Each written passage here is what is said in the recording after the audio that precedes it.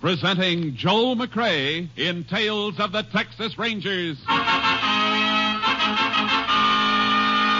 On stage tonight, transcribed from Hollywood, another in NBC's parade of exciting half-hour presentations.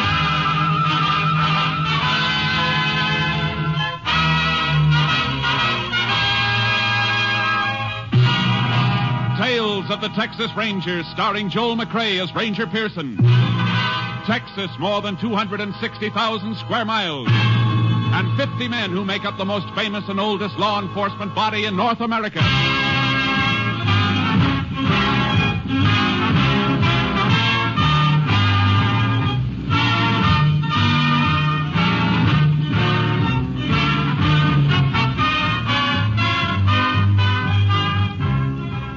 From the files of the Texas Rangers come these stories based on fact. Only names, dates, and places are fictitious for obvious reasons. The events themselves are a matter of record.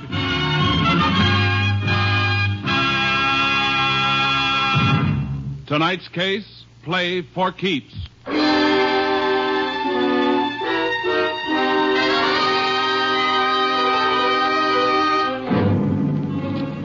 5 minutes past midnight on December 12th, several years ago, Sheriff Bob Smithers of Bradshaw County, Texas, staged a raid on a gambling establishment located on a country road.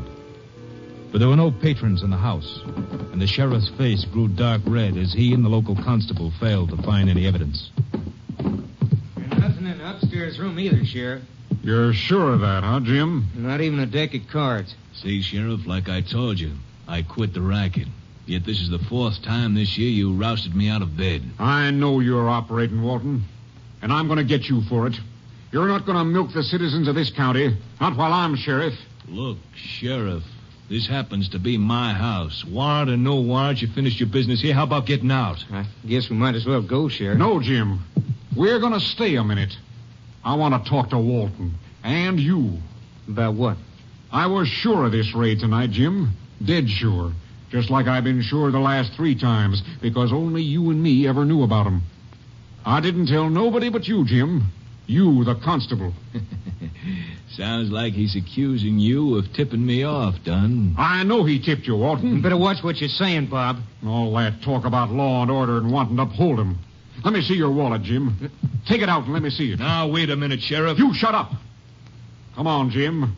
I want to see if you're carrying the kind of money an honest man gets for being a peace officer. What I carry on me is my own business. Why, you cheap 2-bit snake. Nothing cheap about a few hundred once in a while. Be smart, Sheriff. Get a few for yourself. Why don't you listen to him, Sheriff? He's talking sense. Come on, both of you. I'm taking you in. You can't make anything stick. Maybe not. But I'm going to make this county too hot for both of you. I'm going to run you out of it. Keep your hands off me, Sheriff. You're under arrest. Grab him, Walton. I got it. Now, just hold it, fool, while I get his gun. I got it. There. Now. Dunn, you killed him. No, you killed him.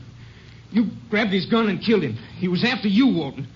I got a gun of my own, and I'm the constable. You set me up for a frame? Not necessarily, Walton. It's up to you. His body could be moved out of here. What's your play? What do you want? No more chicken mash. 50% of your take, and you can go right on operating. With him dead, you crazy fool? You're forgetting something, Walton. I'm top dog now, and investigating this murder will be my job until a new sheriff is appointed. But I don't think I'm going to be able to solve it.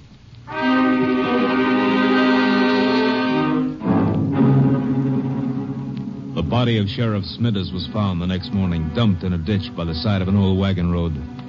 During the next few days, Constable Jim Dunn conducted a seemingly honest but fruitless investigation, even following the efficient peace officer's routine of making use of the state lab facilities at Austin. But citizens of Bradshaw were not satisfied, nor was the editor of the Bradshaw Times. Clippings of his editorials were on file with Captain Stinson of the Texas Rangers, and the captain sent for Ranger Jace Pearson. You want to see me, Captain? Yeah, Jace, sit down. There's no acting sheriff appointed by the court of Bradshaw County here, Jace. I think you better take over. About the killing of Sheriff Smithers? Mm-hmm. I'd like to. I knew Smithers. See, that's right. You worked with him about 5 years ago. When he first took office. Cleaned that county up in 3 months and cleaned it good. Well, it doesn't look like it stayed clean, Jace. Not according to this editorial clipping from the Bradshaw Times. I've read it. It's going to be a tough one, Jace. No clue to the killer, and the trail has had a couple of days to cool off. Well, and I better get going before it gets any cooler. You'll hear from me. Jace? Yeah, Captain? I just want to remind you, whoever did it doesn't hesitate to kill a man wearing a badge.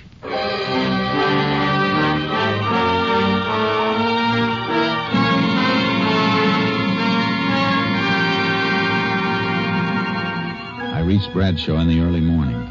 The town was waking up, and the Bradshaw Times was turning out its bi-weekly edition. I went in to see the editor, Frank Carlin. So you read my editorials, huh? Well, I'm glad to know somebody's reading. Yeah, you got readers, all right. People been clipping them out and mailing them into our headquarters. Yeah, I guess there's always a handful of people to hold out. Wonder what the world would do without them. Everybody was so burned the day of the killing. Then in 48 hours, they want to forget it. Yeah, it's always that way. How about the constable, Jim Dunn? Oh, he's all right, I guess. But he's only been constable for a year. He just doesn't have the experience. It'll take the court a couple more days to decide on a new sheriff. I better knock out a story on you Rangers coming in. Might wake the people up again. I'd rather you didn't, Mr. Carlin. I'll be around, and they'll know soon enough. Oh, see what you mean. Want me to lay off the editorials for a while? If you don't mind. You know, Sheriff and I are on different sides of the fence politically, but he was an honest man, and I liked him. I got a headline back there, all set and gathering dust. It says, Sheriff's Killer Caught. Ranger, give me a chance to use it.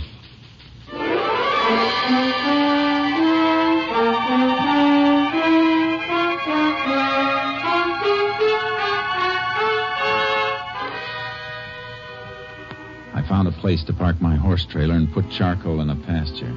Then I headed for the constable's office and met Constable Jim Dunn. There are all the reports in my investigations, Ranger. You think I haven't done a good job, maybe those will change your mind. I even checked ballistics with the Austin lab. My being here isn't a criticism of you, Mr. Dunn. I'm here because I was sent until a new sheriff is appointed and to give you help. I've done everything possible. I've questioned almost 100 people. I've checked alibis on more than a dozen possible suspects. It's all there. Yeah. Everything's here. Everything except the murderer. And that's the only thing I'm interested in seeing, Mr. Dunn. A little cooperation between us might clean it up. I'm sorry I blew, Ranger. It's been getting under my skin. This murder could have been committed by anybody. Some bum from a hobo jungle, some drunk, anybody. We can't arrest anybody. We've got to arrest somebody. Somebody definite.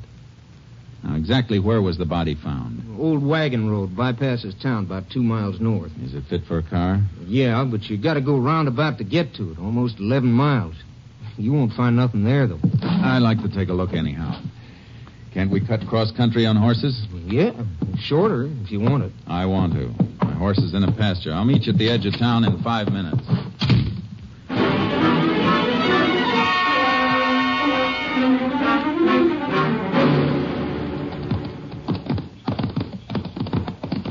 The body was found just a little further on. You can see the road now. Not much of a road left. No use for it anymore. Sheriff must have had some reason for using it if he came way out here. Here we are. Oh, boy. Whoa, charcoal. Oh, boy. The sheriff's car was found right over here by the side of the road. Where was he? Lying right beside it. Been dead about 7-8 hours when he was found. Who found him? Cowpoke looking for some strays. That's lucky. Otherwise, the body might have been here for a few days or even weeks before somebody came across it. Yeah. You get pictures of the position of the car and the body? Of course I did. Anything else? Yeah. Any exhibits, casts of footprints, anything like that? No. When I got the call, I brought a bunch of men out with me. I was excited, and I didn't think to stop them from tramping around. I can see why you'd be upset. Well, if there was anything to find, it's a cinch it isn't here now. Weather would have wiped it out if your men hadn't. You want to go back to town? Yeah. I want to look at the car. Get up. Get up. How about the exhibits from the sheriff's body? I sent the bullets and the gun in. Your lab checked it. Verified it was the sheriff's own gun. I'm talking about the clothes he was wearing. You got those, haven't you? Sure I got them. I got all the evidence there was. You should have sent it all in. I want to look at that stuff, too. Well, let's step it up. Come on, Charky.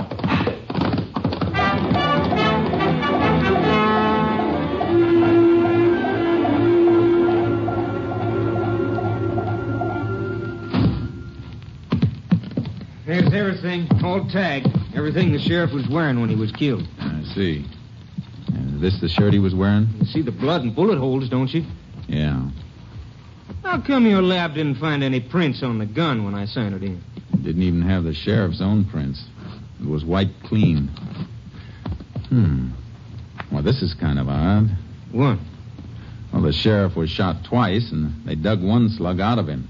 The other one passed clean through. Yeah, according to the coroner's report, one slug hit his collarbone. That stopped it. Yeah, that's what I mean.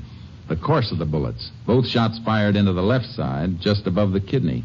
But the one that came through came out the right side of his shirt collar here, right through his neck. What about it? It's a funny course for a bullet to take, unless the man who fired the gun was lying down and fired up at the sheriff. Yeah, that's what I figured, too. They must have had a fight for the gun. He got it, but the sheriff knocked him down and... No, that isn't the way it happened. How do you know? Because the sheriff wouldn't half turn his back on a man who'd just taken his gun. Besides, these powder burns show the gun was being held right against the shirt when it was fired. What do you think happened then? Well, the sheriff must have been in some position where he was bent over forward, which he wouldn't be unless somebody was holding him in that position. Here, stand in front of me for a minute. Now, your back toward me. What are you going to do? Slip one hand under your arms and then up behind your head in a half Nelson and twist your other arm behind you in an arm lock. Then bend you over forward like this.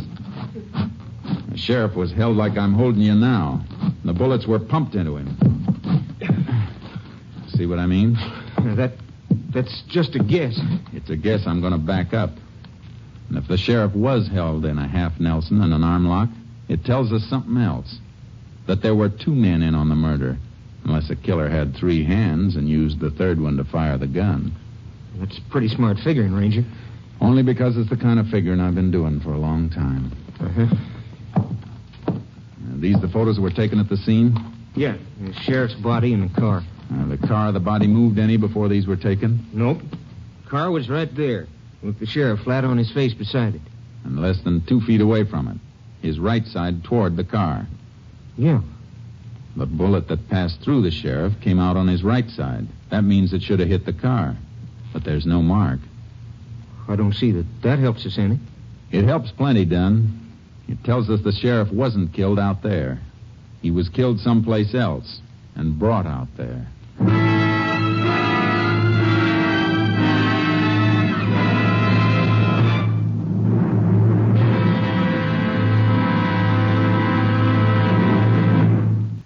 Now we continue with tonight's case, Play for Keeps, an authentic story from the files of the Texas Rangers.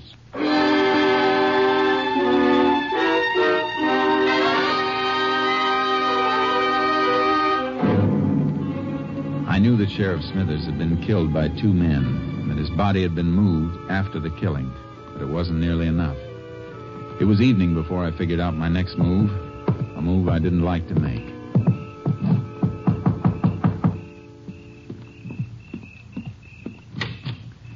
Evening, ma'am. Remember me? Why, it's Jace Pearson, isn't it? Yes, ma'am.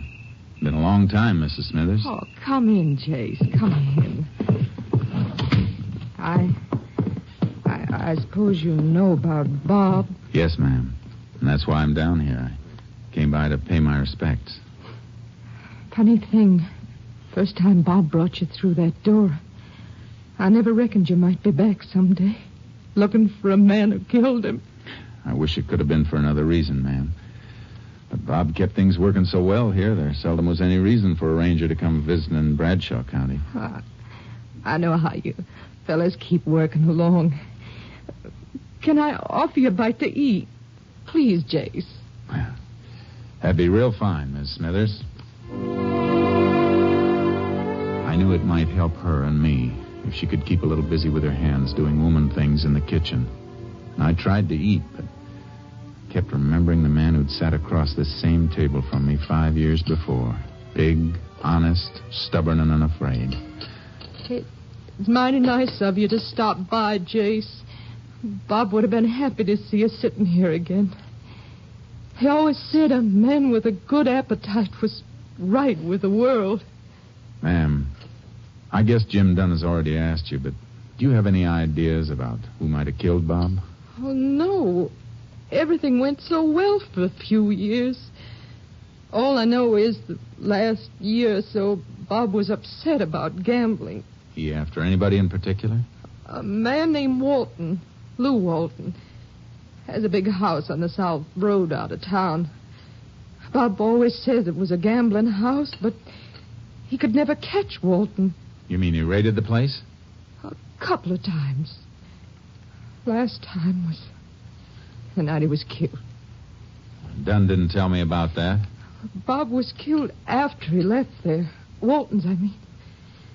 Dunn said they didn't find anything, so Bob started back for town. But he never got home. Mrs. Smithers, I have to ask a favor. A favor I don't like to ask. I want to help, Jace, every way I can. I want your permission to have Bob's body exhumed for further examination. Is it necessary? I'm not satisfied with the examination that was made here. All right, Jace. I'd like to have a more thorough examination made for headquarters. I'm sending them the clothes Bob was wearing for lab check, and I don't want anybody to know about it for now. All right. You're going to get him, aren't you, Jace? I'm going to try awful hard, ma'am.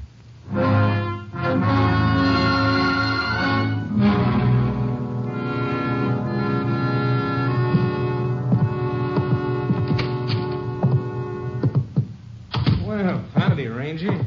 I've been waiting for you. Thought maybe you might have turned in for the night. I'm going to in a few minutes. I just came back to pick up the clothing exhibits. Well, I locked them away again. I'll dig them out. I want to send them on to Camp Mabry for lab tests. Well, all right. I'll give you a receipt for them. Okay. Don, Yeah? in those reports of yours, I didn't see any mention of a man named Lou Walton. Why should there be? I understand that Walton's a gambler and that you helped Smithers raid his place the night Smithers was killed. I hear the exhibits. You're thinking way out of line on Walton. His alibi's airtight. According to who? According to me. I was with him all night after Smithers left the place. You didn't come back to town with the sheriff? No, I stayed at Walton's. Why? Because the sheriff asked me to stay there. We didn't find anything, but the sheriff figured if I hung around, somebody might show up or call up looking for a game. And I'd be able to get him some evidence. Anything else you want to know? No. I guess that lets Walton out. I'll take these things. Sure, go ahead. See you tomorrow, Don.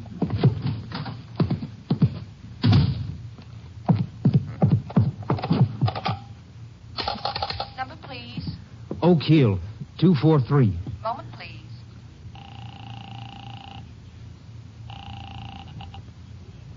Hello? Walton, done.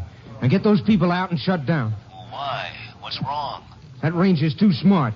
I tried to make things look good for myself, and, well, I guess I made him look too good. Well, how much does he know? All he's going to know. You just close down and stand pat until he wears himself out.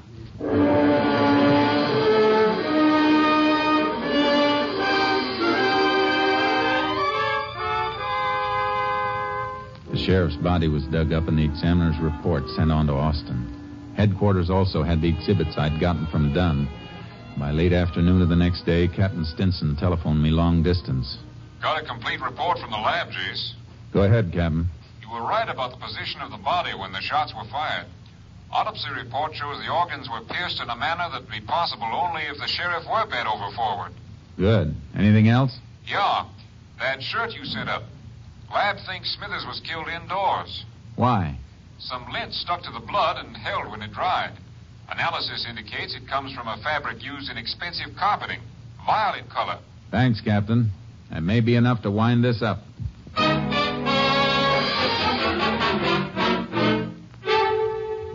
Then you're convinced that Walton was running a gambling joint, Mr. Carlin. Was and is. I'd swear to it. But nobody's been able to prove it. You know how suckers are. They lose their shirts and keep their mouths shut. Think they're in on a smart thing, and they help the racketeers to cover up. Then Walton must have been tipped off that he was being raided. Part of the racket. They pay off and get tipped off. You ever been in Walton's house? No. You know anybody who has been there? Well, it's no secret the newspaper man Gamble moans good for him. My linotype man plays horses, I know. Pete. I'll be there in a minute. Howdy, Ranger. Howdy. Pete, you ever been in Lou Walton's place? Oh, come on, now don't stall. Tell her, Ranger. It's important. Well, yeah, I've been there once or twice. I only want to know one thing. You notice any carpeting in the house? Carpeting? Oh, sure. The house is like a palace. Wall-to-wall carpet all over the place. What color?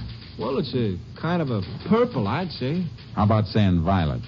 Yeah, I guess that's what it's called. You got something, Ranger? Yeah. I'm going to wake up the nearest judge and get a search warrant for Walton. You better brush the dust off that headline you told me about. I think you're going to get a chance to use it.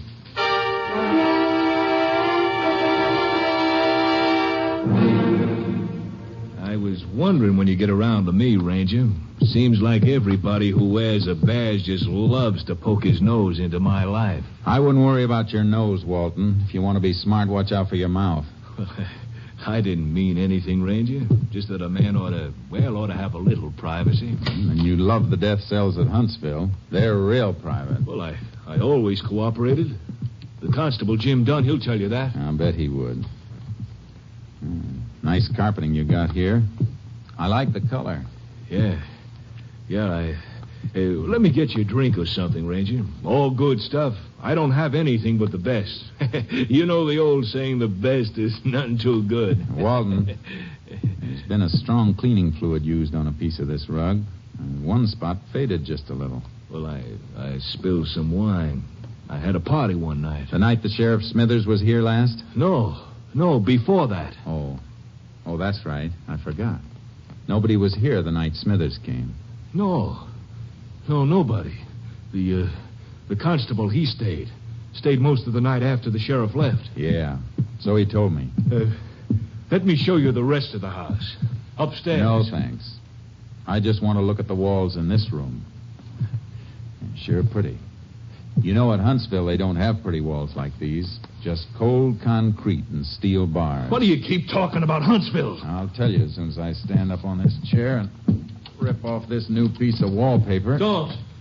You have no right to.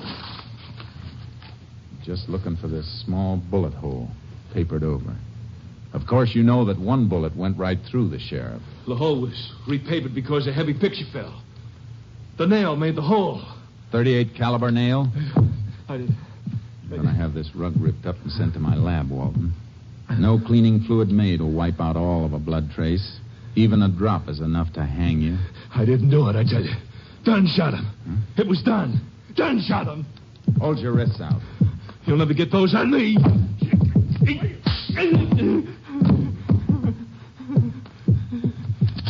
You bet wrong this time, gambler. Now get up. I'm taking you in.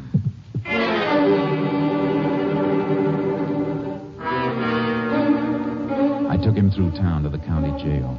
Then I walked over to the constable's office, but Dunn wasn't there. I had to find him quick before he knew I had Walt. I headed back for the jail, and as I turned into the street, I saw something move in the shadows. There was another car, not far from mine, the constable's car, and Dunn was getting into it. Dunn, wait a minute! Move! Get out of the way, people! Step back, please!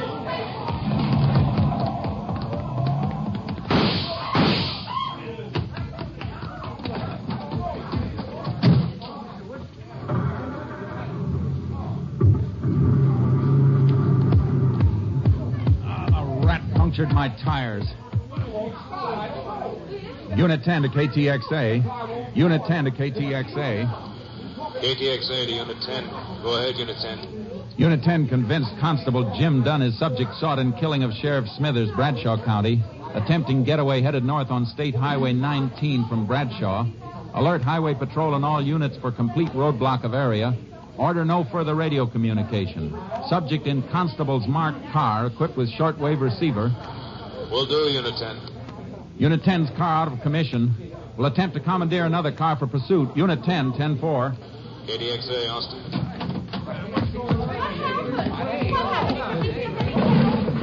Step out of the way, please. Step back, please. Step back. Come on, Charco. Let's hope Dunn heard that call. Come on, get up. Get up! Get up, Charco! Come on! Get up!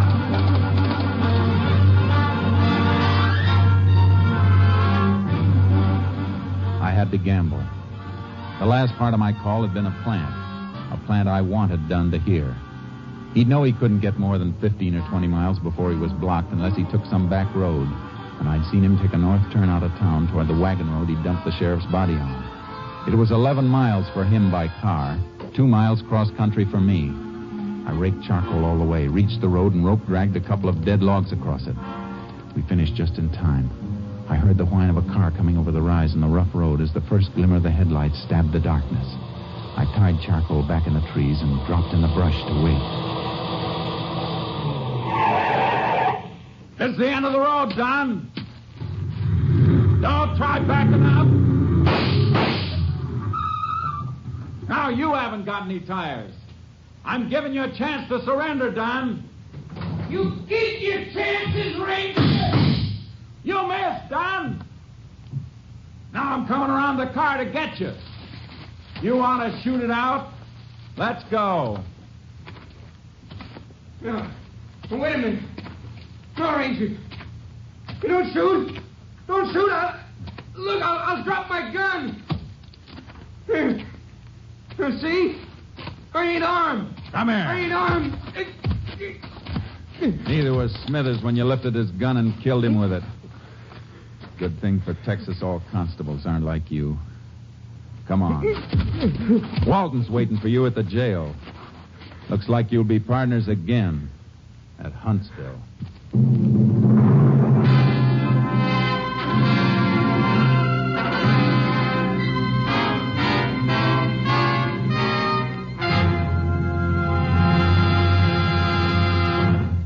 The following week, the headlines of the Bradshaw Times read, Sheriff Killers Caught. Though Jim Dunn protested his innocence, Lou Walton's confession and evidence submitted by the Rangers convinced the court of Dunn's guilt. Both were sentenced to life imprisonment at Huntsville.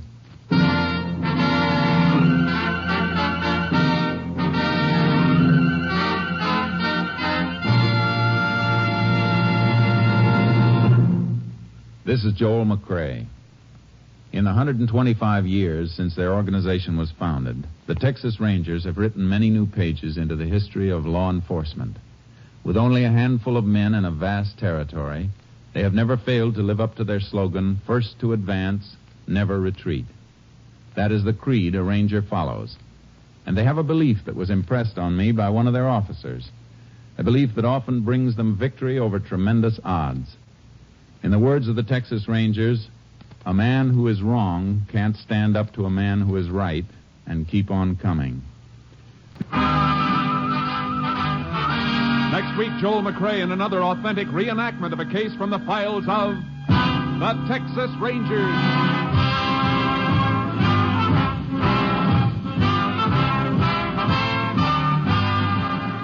Joel McCrea is currently seen starring in the MGM production Stars in My Crown. This story was transcribed and adapted by Joel Murcott, and the program was produced and directed by Stacy Keach. This is Hal Gibney speaking.